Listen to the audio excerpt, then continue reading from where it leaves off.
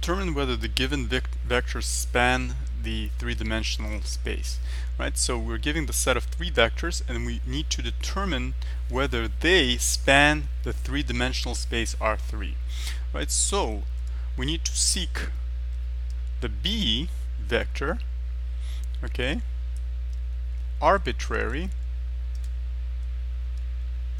vector in R3, okay, such that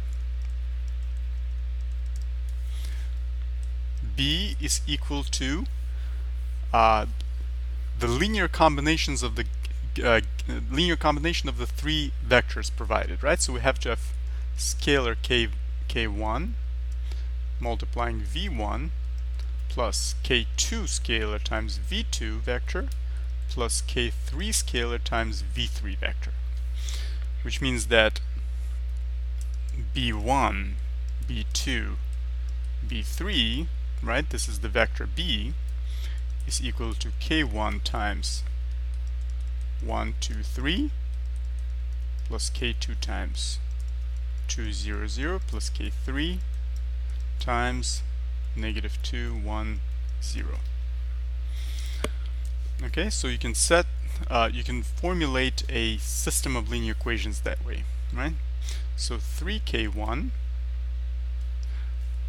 plus 0k2 plus 0k3, so you can set it, I'm sorry, I have to start with the first one. So k1 times 1 is k1 plus 2k2 negative 2k3 is equal to the first component, right, b1.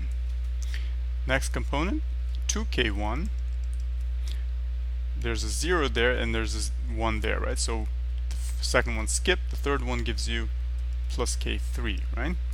1 times k3 is equal to the second component, b2. And then the next one, final one, 3k1, both of the three components for the remaining two vectors are 0, right? So we just set it equal because there's empty space. Third component, which is b3, right? So to test for spanning, you have to use the coefficient matrix, right? So let A be coefficient matrix. Okay, so that means A is equal to 3 by 3 matrix, right? So coefficients of k scalars, right? So 1, 2, negative 2, 2, there's a 0 there, and then 1, 3, 0, 0, 0, 0. Now, to test for spanning, you have to make sure that the determinant of this coefficient matrix is not equal to 0, right? So if it's not equal to 0, then the given set of vectors span the three-dimensional space, right? So let's test the determinant of A, right? Using the minors and cofactors, right?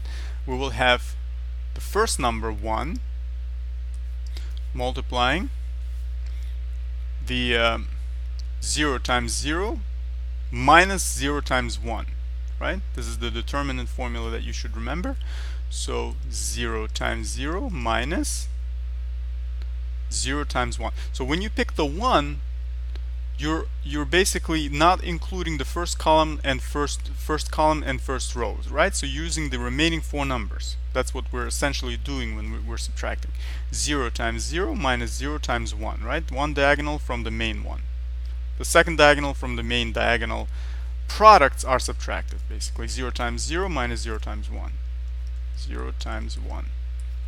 Now, remember when you're talking about minors and cofactors, watch my other video where I discuss how to find the determinant of a 3 by 3 matrix in detail, but you will have a minus sign here, right?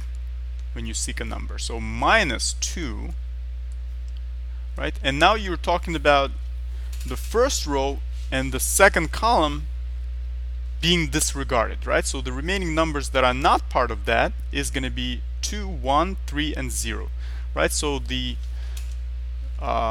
first product is going to be 2 times 0. You can treat it like a main diagonal, basically the same way that we did these two first, right?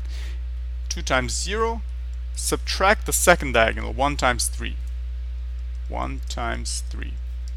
And then finally, you're left with this number, right? There's a plus sign. Plus minus gives you a net minus, right? So minus 2 again.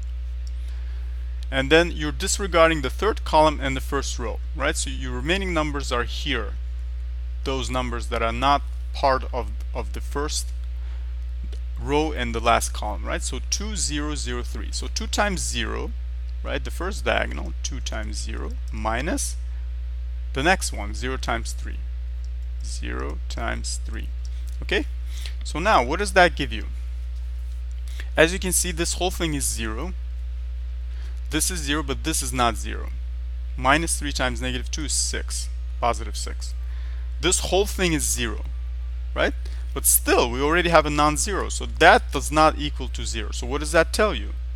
Determinant of A is not equal to 0. So if it's not equal to 0, it means the given